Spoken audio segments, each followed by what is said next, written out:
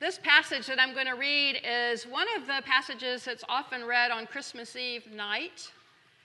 But since I'm doing something else tonight, I thought I would read it today. So the Gospel of John begins differently than the other three. The other three begin with a story, and John's Gospel begins with a poem.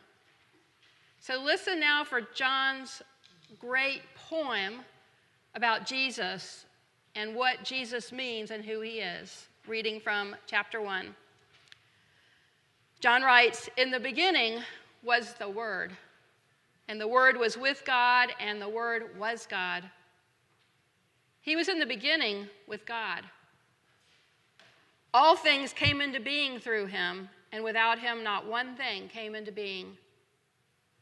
What has come into being in him was life, and life was the light of all people.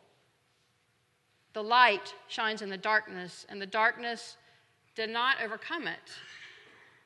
There was a man sent from God whose name was John, and he came as a witness to testify to the light so that all might believe through him. He himself was not the light, but he came to testify to the light.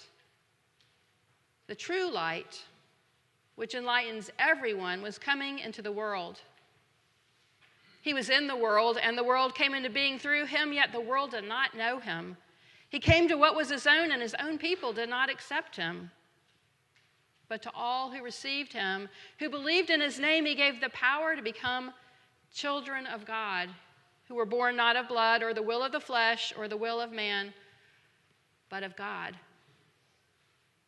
And the Word became flesh and lived among us. And we have seen his glory, the glory as of a Father's only Son, full of grace and truth. John testified to him and cried out, 'This is he of whom I said, he who comes after me ranks ahead of me, because he was before me. From his fullness we have received grace upon grace.' The law indeed was given through Moses. Grace and truth came through Jesus Christ. Now no one has ever seen God. It is God, the only Son, who's close to the Father's heart, who has made him known." This is the word of the Lord. Thanks be to God. John's poem is so majestic. Honestly, it's really hard to preach from. It's got words like light and life and truth. And so, how do you preach about words like that? Recently, I went to a Bible study with other ministers, and we were using this passage. And everybody was saying something that sounded really important and profound. And then the last person to speak made this comment. He said, "I think this passage means we all need to lighten up."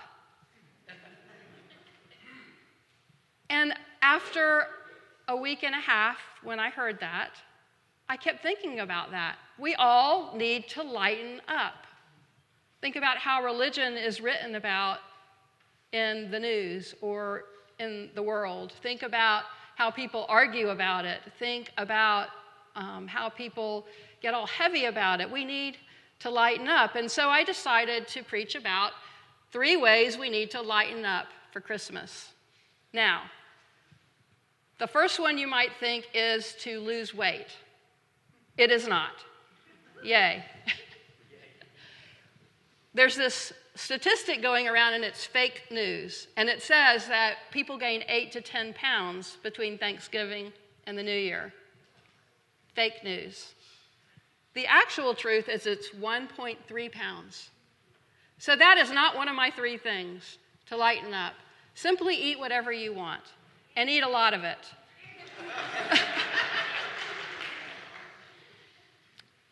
I shouldn't tell this on myself, but one year I was on the Atkins diet, and I did lose about 25 pounds. And it was a good thing, but I didn't eat my mother's Christmas date nut dessert.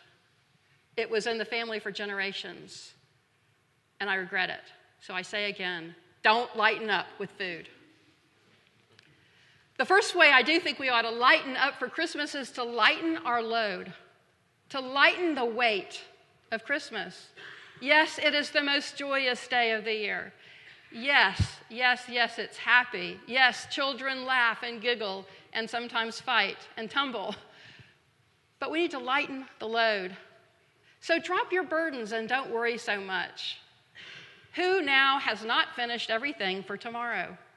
Is there anyone besides me who is not? Okay. Just don't do those other things. Don't wrap the presents. Put them out on the table, let everyone figure out who they're for. Wouldn't that be fun? Christmas makes you want to please others. Or when I was a child, I wanted to make sure I was pleased myself. And probably that's true for me sometimes now too. But according to today's gospel, God's got this. God's got the whole world in God's hands. Did you hear me say Jesus was with God from the beginning? Amen. Does that sort of amaze you? Jesus was there when God created the heavens and the earth. I wonder if Jesus commented on, a little more mountains here, a little more grass here, another donkey there. I don't know, but it's so exciting to think that Jesus was there when the world was made. Jesus is part of the plan of the world. Jesus coming to show us how to live and to die for us is part of God's being. Jesus was with God, it says at the beginning, and Jesus is the light, and the darkness can never overcome the light. Amen. So if you're thinking any dark things about Christmas, and I don't mean like super heavy, but maybe you are, maybe you have grief like me over the loss of a loved one this year, a profound loss. But Jesus is the light of the world, and that overcomes every darkness. And so that's already overcome your darkness. So look at that light. That's why we have light all over the room, and the light that I brought on the lantern. The second way I think we can lighten up at Christmas is to lighten our understanding of God. I guess maybe it depends on generations. Maybe it depends on the denomination where you went to church as a child, if you did. But sometimes people say God is angry, judgmental. You might think God is mad at you for something you did, or mad at you every day for something that you do. There's a joke about a little girl who's drawing a picture of God, and she's in her kindergarten class, and she's drawing a picture, and the teacher is looking over her shoulder, and she says, "What is that?" And the little girl says, "I'm drawing a picture of God." And the teacher says, "No one has ever seen God." And the little girl says, "When I'm done, they will." John 1:18 says, "No one has ever seen God." So the little girl's teacher was right. No one has ever seen God. But maybe the little girl was drawing a picture of Jesus, because John 1:18 says, Jesus shows us who God is. Do you think maybe God's mad at you, or God's mad at the world, or God's mad at our nation, or God's all upset? Look at Jesus. Jesus is what God is. Jesus is the picture of God. Think about that. Jesus is not angry. Jesus is forgiving. Jesus is present in the flesh. Jesus is here with us now in the Spirit. Did you see Jesus angry except throwing over some tables one time when they had money and they were doing things with money in the temple? No, God's not mad at you. God loves you. God's forgiven you. God forgave you in Jesus. Lighten up about God this Christmas. The third way I think we can lighten up at Christmas is to be a light to others. Amen. Aaron, I love the way you put the lamp under your face when you lit it. I can imagine every face in the room being a light. Every week when I come to the preschool chapel and preach a little sermon, tell a little story, they always sing, "This little light of mine, I'm going to make it shine." I think we are asked at Christmas to help other people bear their burdens, to be the light in other people's darkness, and to let other people come into our lives and lighten our lives too. My very first semester in college at Stetson, I was a very homesick person. I cried a lot. I couldn't bear to be away from my parents, even though they were only an hour and a half away in Jacksonville. That time when I went home for Thanksgiving was one of the most difficult times because I knew when I left I had another couple weeks, and I was so homesick. I was beside myself.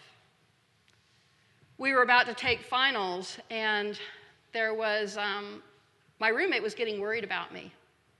She was really getting worried about me. And so she took me down to the room of the resident advisor.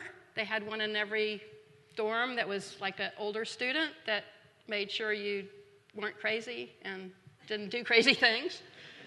And so the resident advisor welcomed me. We sat down, and that night she was a light to me.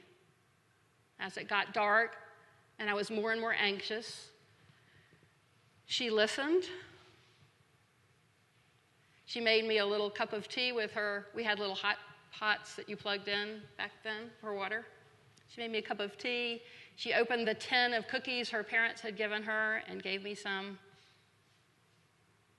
As it got darker and darker and I was getting quieter, she gave me a blanket. She put it on me. And she told me to rest. And I said, I can't go to sleep. I'm just afraid. And she said, you go to sleep. I'll stay awake. And that whole night long, I stayed there. And after a while, I went to sleep. And I woke up. And I went and took the first final, and I did okay. That Christmas time, that resident advisor, I'll call her Carolyn, was a bright light to me. She was a light in my darkness. And that very next semester, near the end of the semester, I did the same thing for someone else. I shared that or passed that forward and almost failed my own Shakespeare test for helping that other young woman. So there is a lot of darkness out there. I was a scared 18-year-old, but there's a lot of darkness no matter what age you are. But there's also light in everyone. We are promised that we bear the light of the true light. And so even if you are in darkness or have been in darkness, which I have recently with the profound loss of a loved one, you can still be a light, and maybe even a better light, having known the darkness. Amen. There are simple things that we do to share the light, and today we will share a meal with Christ made of simple things. That night that Carolyn gave me the cookies and the tea and the blanket, those were simple things. And today we are about to share bread and juice that represents the wine. And we're going to share it in a simple way of eating the same thing and having people serve us and then being served ourselves. Continue as you move into the later afternoon, the evening, and tomorrow to share the simple things, because that's how we share the light of Christ. And may God richly bless your sharing and receiving of light that comes from the true light. To God be the glory. Amen. Amen.